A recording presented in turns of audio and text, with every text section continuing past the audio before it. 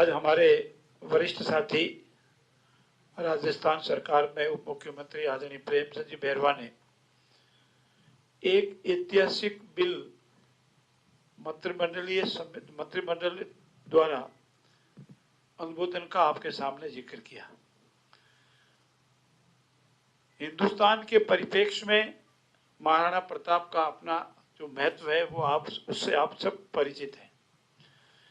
महाराणा प्रताप जी के नाम से स्पोर्ट्स यूनिवर्सिटी बढ़ेगी, ये हमारे लिए और आप सबके लिए, राजस्थान के लिए और आजादी के जो दीवाने रहे हैं, जिन्होंने विपरीत से विपरीत परिस्थितियों में भी मुगलों के सामने घुटने नहीं टेके, उनके लिए गर्व का विषय रहेगा। इसके लिए मैं हमारे वरिष्ठ साथी का आभार व्यक्त करता हूं कि आज उनके विभाग का एक बहुत ही महत्वपूर्ण बिल मंत्रिमंडल ने स्वीकृति दी है और आगामी विधानसभा में कानून बनेगा। राजस्थान में अभी सिविल सेवा नियम 1996 है, उसमें एक कार्मिक को उसके रिटायरमेंट पर समस्त परिलाभ का 50% तक पेंशन मिलता है और उसके स्वर्गवास के उपरांत, उसकी डेथ के उपरांत उसके माता पिता को 30% तक, ये जो उनको 50 मिनट को 30% तक पेंशन मिलती है।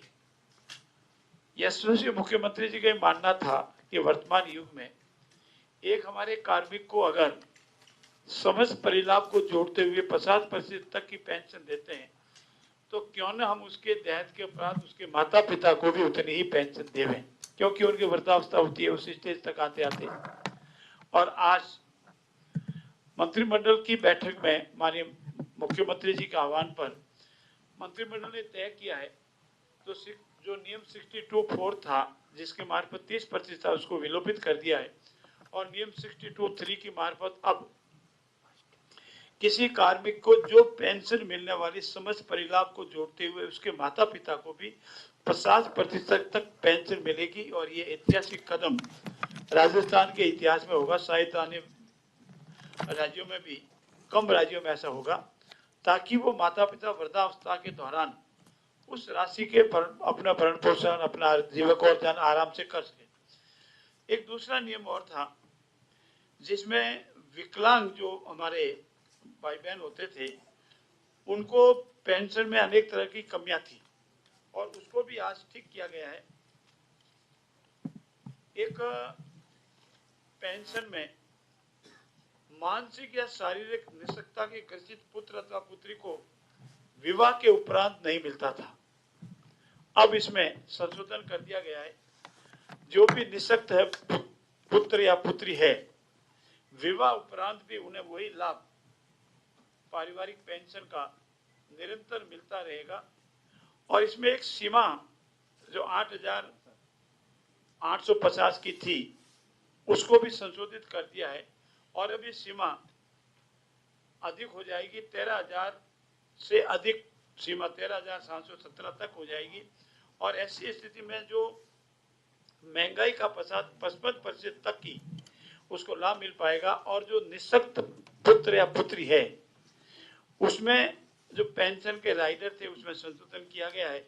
और ऐसी स्थिति में चाहे माता पिता को लाभ मिलने वाला, जो वैसे मैंने पहले बताया, या एक कार्मिक के निःशक्त जो पुत्र या पुत्री है विवाह उपरांत भी उन्हें वो बेनिफिट मिलेगा। उस बेनिफिट का जो लाभ है वो मैंने आपके सामने बताया। तीसरा जो संशोधन किया है, हमारे पर्यटक दृष्टि से राजस्थान बहुत ही महत्वपूर्ण है और राजस्थान में पर्यटक को बढ़ावा देना हमारी इकोनॉमी को बढ़ावा देने के साथ होता है, क्योंकि राजस्थान में चाहे जैसलमेर का एरिया हो, शेखावटी का एरिया हो, जोधपुर उदयपुर का एरिया हो, चाहे हमारे घरेलू पर्यटक हो या विदेशी पर्यटक हो, अलग अलग क्षेत्रों में अनेक समय आते रहते हैं।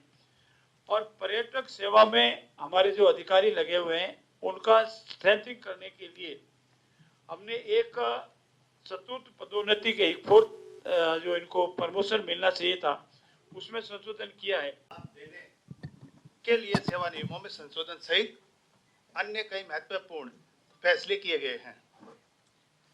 हमारे इन 10-15 साल में हमारे खिलाड़ियों ने भारत का विश्व में परचम लहराया है और हमारे यशस्वी प्रधानमंत्री जी ने जिस तरह से इन खिलाड़ियों का हौसला अफजाई करने के लिए और हमारी डबल इंजन की सरकार में हमारे यशस्वी मुख्यमंत्री भजनलाल शर्मा जी ने बजट घोषणा में इन खेल को बढ़ावा देने के लिए महाराणा प्रताप स्पोर्ट यूनिवर्सिटी विधेयक 2025 वर्ष 2025 के बजट में प्रदेश में खेलों और शारीरिक शिक्षा को बढ़ावा देते हुए प्रतिभाशाली युवाओं को आधुनिक उपकरणों के साथ वैज्ञानिक प्रशिक्षण उपलब्ध कराने, विभिन्न खेलों के उच्च स्तरीय कोच एवं खेल विशेषज्ञ तैयार करने के लिए महाराणा प्रताप यूनिवर्सिटी स्थापित करने की घोषणा की थी। आज हुई बैठक कैबिनेट की बैठक में the Maharana Pratap sports university Jaipur bill 2025 के प्रारूप का अनुमोदन किया गया। यह विधेयक विधानसभा के आगामी सत्र में प्रस्तुत किया जाएगा। यह देश में पहली बार यूनिवर्सिटी खुल रही है। माननीय हमारे यशस्वी प्रधानमंत्री और हमारे यशस्वी मुख्यमंत्री जी की विजन से यह विश्वविद्यालय खेल विज्ञान स्पोर्ट परफॉर्मेंस पर शोध को बढ़ाने की गुणवत्ता और खिलाड़ियों के प्रदर्शन में सुधार आएगा। यह विश्वविद्यालय राष्ट्रीय शिक्षा नीति के लक्ष्यों और उद्देश्यों के अनुरूप खेलों के विकास के लिए सेंटर ऑफ एक्सीलेंस के रूप में भी कार्य करेगा।